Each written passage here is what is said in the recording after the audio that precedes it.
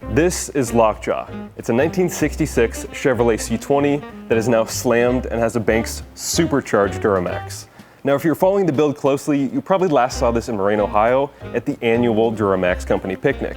Now, since then, we took on a defense contract of hybridizing a Humvee. But as that project finishes up, AMSOIL has invited us back to SEMA for 2023, and that gives us a final opportunity to finish this thing once and for all. And in case you missed it,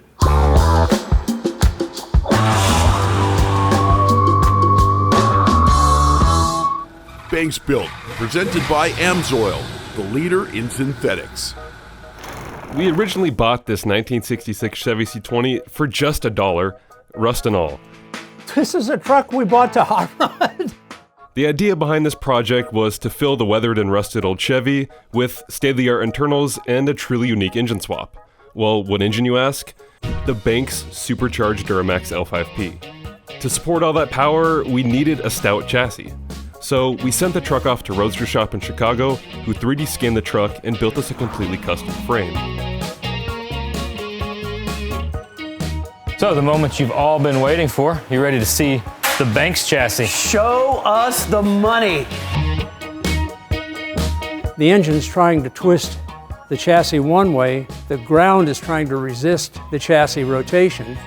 Then we headed down the road to Strange Engineering for a full floating 9-inch rear end with custom 8-lug axles. That was a pretty fun trip. Fitting Wilwood's massive TX6R brakes onto our 8-lug axles was the next challenge. For that, Kibitech had to design custom spindles to fit the brakes while maintaining proper suspension geometry. We got a lot of force going into that guy when it's trying to stop, so I feel like this was almost a little bit of a packaging challenge where we have to make a really strong piece in a really small area. All of that lives under our custom, one-of-a-kind 22-inch billet wheels. People are going to be talking about these wheels, guys. They are going to be talking about these wheels. These wheels were machined from a single piece of 500-pound aluminum designed by Spark Industries. These things aren't just aesthetic, they're functional.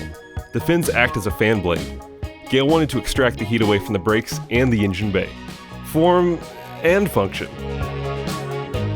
Plus, they look kind of dangerous. Next, our buddy Clint at ATS Diesel hand-built us an Allison 6-speed transmission capable of holding up to 1,200 horsepower, a perfect marriage for a massive Duramax engine. At this point, we knew there were going to be so many custom pieces and engineering details that we want to show off, so we collaborated with designer Jeffrey Transu of Transu Designs to really open up our truck. Literally. Hood opens, bed opens. The 3D renderings of our vision gave us confidence we were going in the right direction, and we began to chop into our rusty canvas. We stripped the floorboards, threw a few grinders across the shop, and ripped and tore into late hours. We split the truck bed, created custom 6-bar spring-assisted hinges, and fabricated a rigid frame so it could hinge open and close with ease.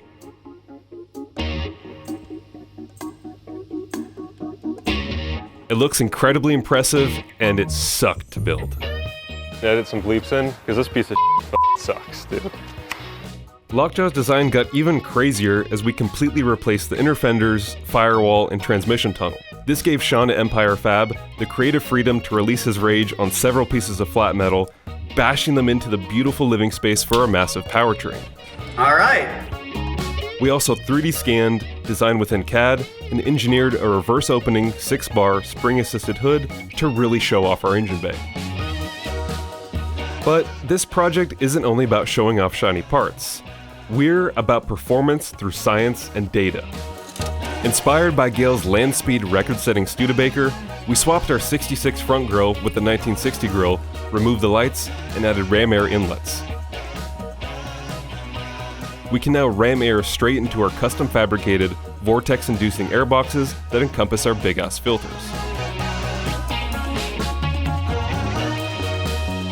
And because we want our blower to receive the coolest and most dense air, we engineered a billet front drive dual 5-inch inlet, or as we like to call it, the granny panties, because, well, they look like granny panties. Along with our granny panties, we engineered a one-off billet adapter plate that included our Banks pressure and temp sensors, which all get connected to and data logged by the Banks iDashes. Logging pressure and temps on either side of the supercharger allows us to measure the air density gain across the blower and make sure it's creating denser air and not just hotter air.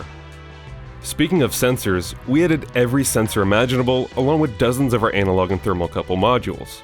We also have a Banks air mouse in the grille, giving us all the ambient conditions the engine is starting with.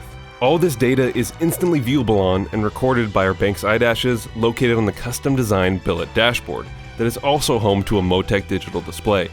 Oh, and I almost forgot. The iDashes are also reading airbag pressures. That's right, this thing is on air suspension. Thanks to the RideTech air system and billet flow air tanks, we can slam this thing to the ground. Deciding to slam our 66 Chevy created an entirely new set of obstacles, specifically with the wheel clearance. Sean from Empire Fab also helped us out by fabricating matching rear tubs for the 22s that have to stuff inside. And with the amount of torque we'll be making, we decided on a QA1 carbon fiber driveshaft. Not only is it lightweight, but the carbon fiber is pretty forgiving. We were getting into SEMA crunch time and working around the clock to get the truck ready to reveal at the AMSOIL booth. We finalized our interior using TMI seats and mounts, set our Flaming River steering column, and added our custom billet Spark Industry steering wheel. But this beast still needed an exhaust system. So we reached out to Dragos Toma from Candela Manufacturing, a master header fabricator. With very little space to work in, he brought the artistry and mated these beautiful 1 3/4 primaries transitioned into a 5-inch exhaust. You can't get any more snug than that.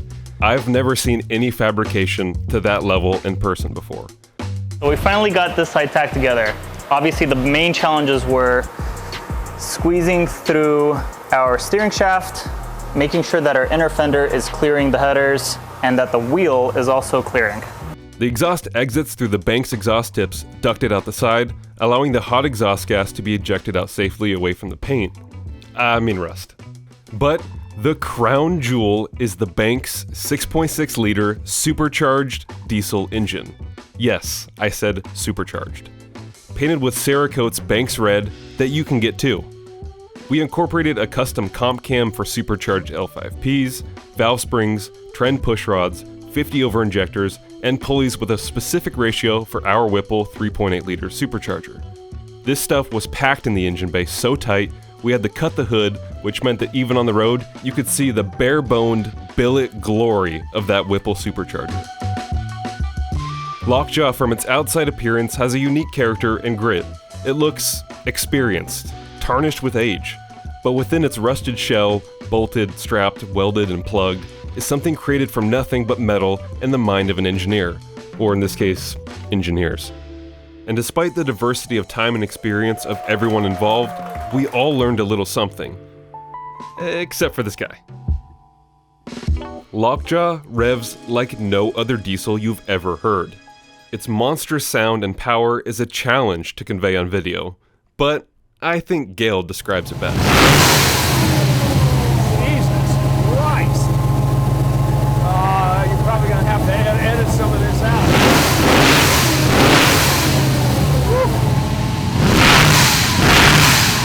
And that brings us to today. So last week, we picked up the truck from Sean Ramage over at Empire Fab, who took on the huge undertaking of blowing this thing all apart and coating all the raw metal on it and then reassembling it for us. So we honestly don't have too much left. The big one, of course, is going to be getting the powertrain back in here, and then we have a couple mechanical and electrical odds and ends that we need to button up that we didn't get to address in 2021, but be sure to like and subscribe because we're going to be burning tires on this thing very soon.